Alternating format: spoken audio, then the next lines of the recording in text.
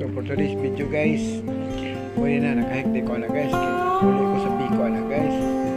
Pwede bisa kong mangula na guys. Kuha mi og kawayan. Na kay para ano yung buhat mi og pan sa manok. Tagdalan sa manok. Ya, pagkatapos na guys, hike mi na guys. Libon kindanan guys. Ay, ano ka lagi naglayo man kung i-hike ko. Pero pintahan po guys kay kaning i-hike ka na mo may mga bitin. Okay. Handlog pero sa mong dalan ng biko guys. So padayon niya po nito hike dayani guys no. Hapit na ta maabot sa atong amigo kay nangayo taong kawayan. Kay kaning mo siya guys, na sa kapuyon ng kawayan na guys ba. Tapos yung mga baboy guys, kasi ispan, nasuon na ko rin na amigo guys mo na ako siya ato guys, nangayo ni kawayan sa iya guys. Okay.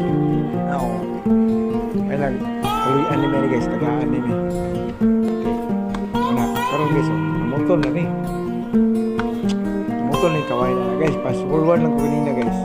Putol ni kawayan na guys, na pas kay putol ko mangon guys. Ako nga, tayong tagulan. Na ako po, video po ko ng kumuha sa kawayan guys. Video po ko ng pispa nila. May mga tilapia na siguro guys. So ako po, kamulo sa pamutol to guys. Ako kamulo sa kong video rin guys.